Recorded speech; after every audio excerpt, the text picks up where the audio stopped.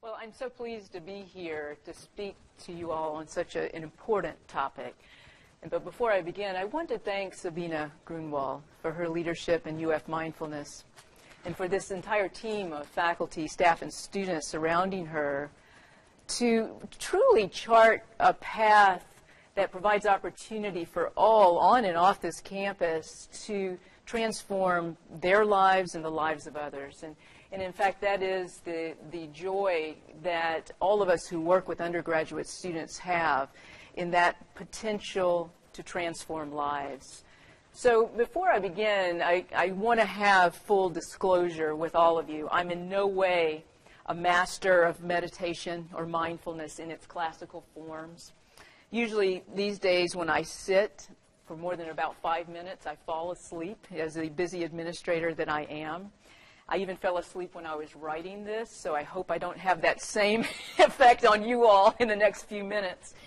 But despite my lack of success in the classical meditation forms, I do practice mindfulness in many other ways daily and carve out time, praying through different forms such as Lectio Divina, walking prayer. Whenever I'm walking on campus, I'm typically in some sort of meditative prayer, praying for our students, praying for our faculty or staff, practicing mosaic art and my piano, digging in the sacred dirt of my husband's and my yard, and listening. I listen to music, to birds, to the wind, and on this campus, to my colleagues and to our precious students. One common message that I hear from fellow administrators, faculty, and staff colleagues, and from our students is a universal message. And it's a burning desire for more time and less busyness. All of us, regardless of our silo on campus, are pressed out of fear of the future into the hard work of doing in the now, increasing four-year graduation rates for fear of losing state funding, raising more research funding for fear of not gaining tenure, publishing more papers for fear of not being promoted, making good enough grades for fear of not being admitted to graduate school or being offered a job. Each of these is a measure of our worth in our respective roles. And sadly, none of us are pressed into the hard work of just becoming, which is at the heart of the true and traditional mission of higher education and of the meaning of our very lives. Because of the pressures on our time to produce that which can be measured, overlaid with the violence of information thrust at us from every direction and through every one of our senses, we in higher education are at risk of losing our ability to wonder and to grapple with mystery. When we no longer live in wonder and strive to embrace that which we cannot measure or solve, then we lose our ability to love.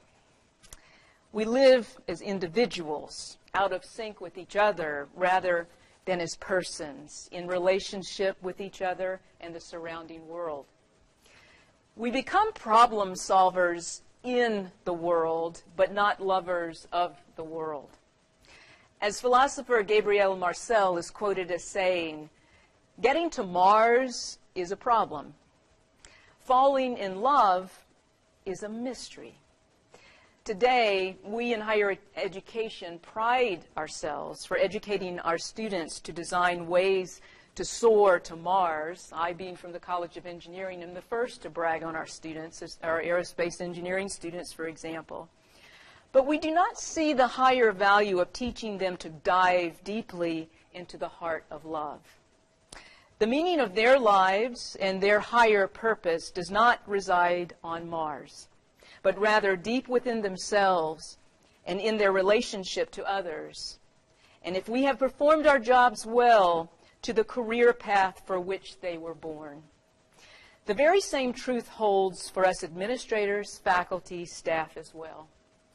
It's no wonder that today's students suffer in overwhelming number from anguish, from anxiety, and other mental health conditions, while meaninglessness is most often reported as their state of being.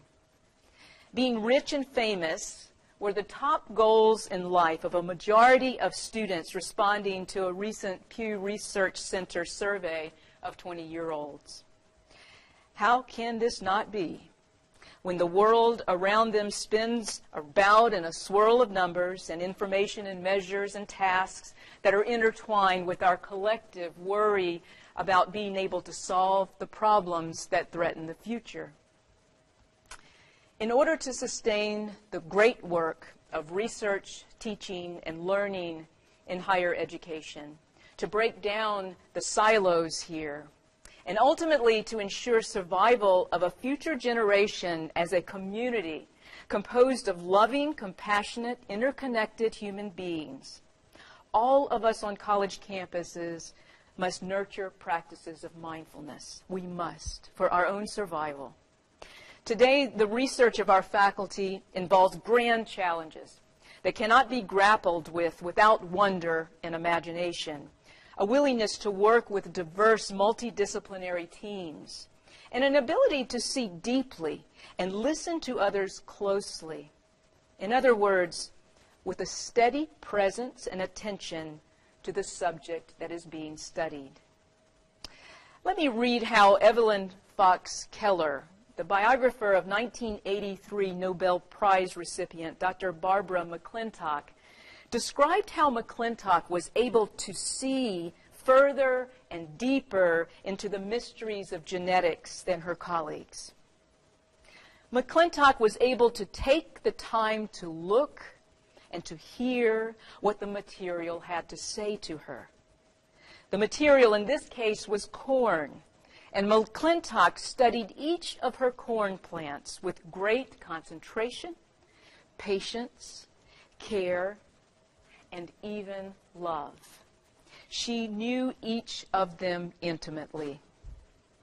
Even back then, a group of graduate and postdoctoral students commiserated with McClintock that the new technology of molecular biology did not leave them time, and the pace of current research precluded contemplative stance.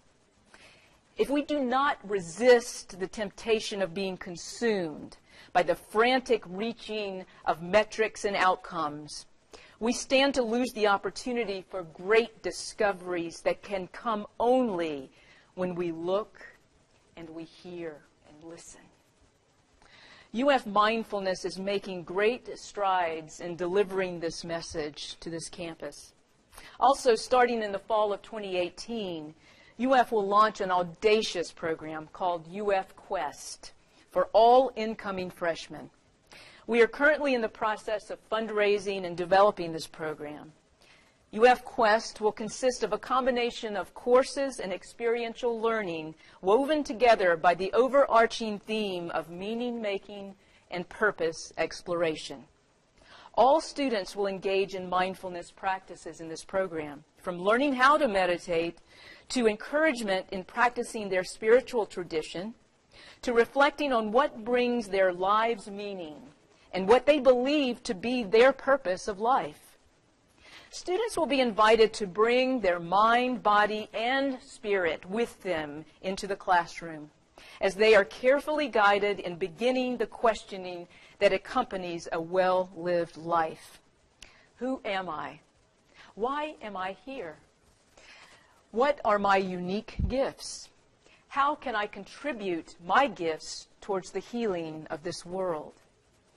They will need every one of us on this campus and many in our surrounding community to mentor them with compassion through the hard work of becoming who they are. I hope you all are willing to join us as meaning mentors for our students in this UF Quest program. So I'm going to end here with an image I hope will imprint in your heart as one that I believe represents the power of mindfulness woven throughout all that we do in higher education.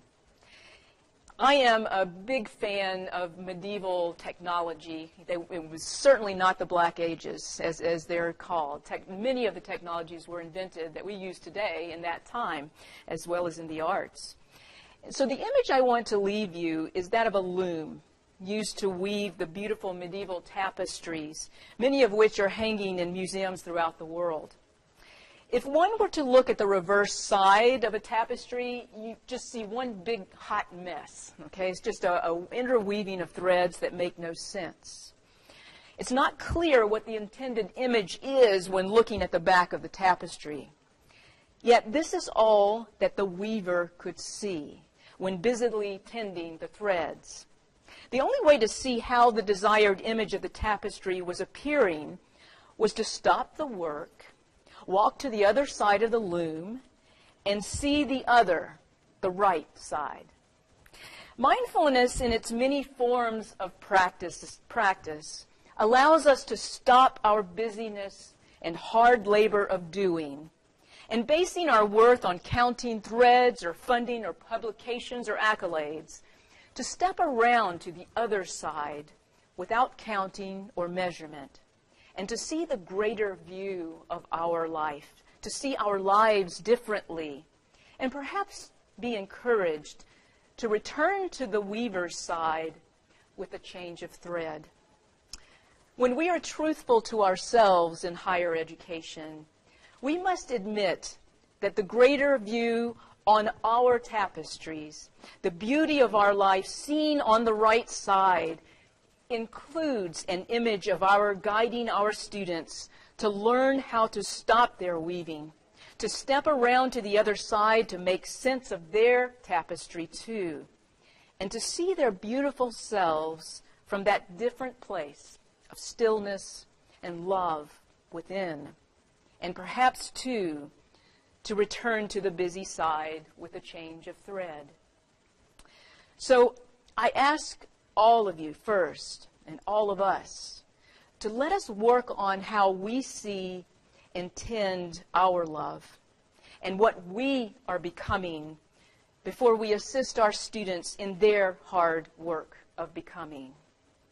UF and all of us within must remember the words of author Elia Delio. How we see is how we love. What we love is what we become. So I thank you for your attention, and God's peace and blessings to all of you.